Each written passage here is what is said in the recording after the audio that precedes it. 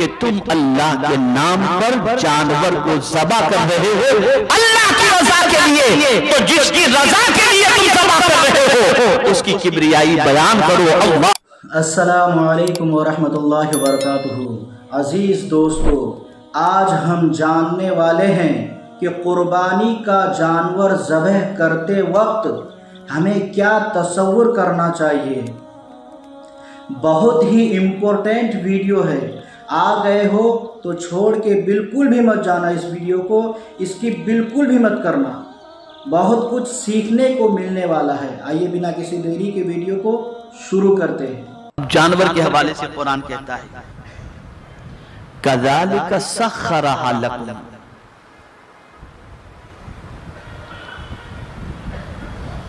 यूं ही उनको तुम्हारे बस में कर दिया। अब आप देखें ना, भैंस को बस में करना, ऊंट को बस में करना कितना डिफिकल्ट है, कितना डिफिकल्ट है। लेकिन मेरा रब फरमाता है कि इसको मैंने तुम्हारे बस में कर दिया, इसको तुम्हारे बस में कर दिया, तो अब इसे ज़बह करो। और ज़बह किस तरीके से करो? लितुकब्बिरुल्लाह, अल्लाह की बड़ाई बयान करो।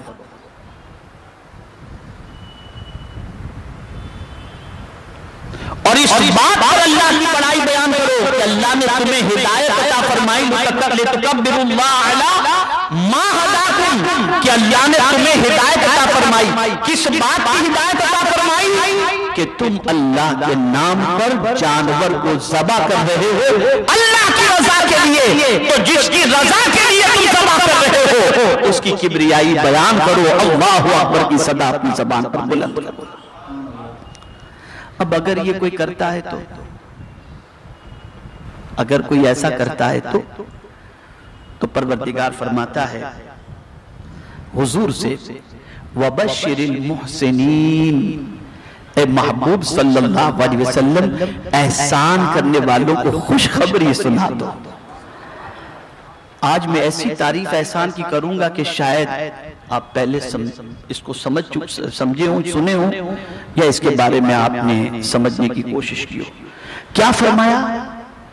वबश्शिरिल मुहसिनीन, ए महबूब सल्लल्लाहु अलैहि वसल्लम एहसान करने वालों को खुशखबरी सुना दो। एहसान की डेफिनेशन और एहसान की तारीफ में मुफस्सिरीन फरमाते हैं कि एहसान उसे कहते हैं कि जब कोई बंदा कोई अमल करता हो तो ये तसव्वुर करे कि मैं खुदा को देख रहा हूं, और अगर ये तसव्वुर कायम न कर सके तो ये तसव्वुर करे कि खुदा उसे देख रहा है। ये एहसान। तो पता चला कि जब इंसान ज़बह करता है, जब ज़बह करता है जानवर को, तो उसके इस अमल को और उसकी इस नीयत को वो ये तसव्वुर करे कि मैं किसकी रजा के लिए ज़बह कर रहा हूं। उसे यकीन होना चाहिए कि मौला की रजा के लिए ज़बह कर रहा हूं, तो मौला को देख रहा हूं, मौला देख मैं तेरी रजा के लिए इसे ज़बह कर रहा हूं। और अगर ये तसव्वुर कायम न हो सके तो मौला से तेरे दिल के भेद छुपे हुए नहीं है, ये तसव्वुर करके मौला तुझे देख रहा है, मौला तुझे देख रहा है। ये एहसान। बड़ी माजरत के साथ अर्ज करूंगा कि हमारी सारी चीजों में रस्म रह गई, रस्म रह गई और रस्म रह गई। किसी चीज में असल का कहीं दूर तक मामला नजर नहीं आता। अब आखिरी बात अर्ज कर दूं, पहले अमल फिर दुआ। पहले बोलिए, पहले अमल फिर दुआ।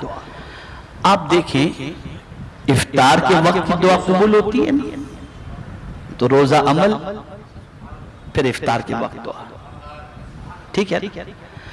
मैदान अरफात में दुआ कबूल होती है ना, वहां पहले पहुंचे ये आपका अमल, फिर आप दुआ करो। फर्ज नमाज के बाद दुआ कबूल होती है ना, फर्ज पहले अदा करो, उसके बाद अल्लाह की बारगाह में दुआ करो। इसीलिए कुर्बानी करने वाला पहले अल्लाह के नाम पे ज़बह करता है, और जब जानवर ज़बह हो जाता है फिर अल्लाह की बारगाह में दुआ करता है कि अल्लाह इसे तू उसी तरीके से कबूल फरमा जिस तरीके से इब्राहिम मोहम्मद अलैहिस्सलाम की कुर्बानी को तूने कबूल फरमाया था। मेरे प्यारे आका सल्लल्लाहु अलैहि वसल्लम के प्यारे दीवानों, मैं जिस चीज की तरफ तवज्जो को मबदूल कराना चाहता था वो असल ये है कि नीयत को दुरुस्त रखो। मेरे पास वक्त नहीं कि मैं लफ्ज़ कुर्ब और कुर्ब इलाही कितना बड़ा एजाज है और कुर्ब इलाही, अब जैसे मैंने कहा ना वबश्शिरिल मुहसिनीन, ए महबूब सल्लल्लाहु अलैहि वसल्लम खुशखबरी सुना दो एहसान करने वालों को। तो जो एहसान करता है ना उस एहसान करने वाले के लिए अल्लाह की रहमत भी करीब होती है। इन्ना रहमतल्लाहि करीबुम मिनल मुहसिनीन, कि बेशक अल्लाह की रहमत करीब है एहसान करने वालों से। और फिर रब ने ये भी फरमाया व अहसिन कमा अहसनल्लाहु इलैक, और एहसान करो जिस तरीके से अल्लाह ने तुम पर एहसान किया है।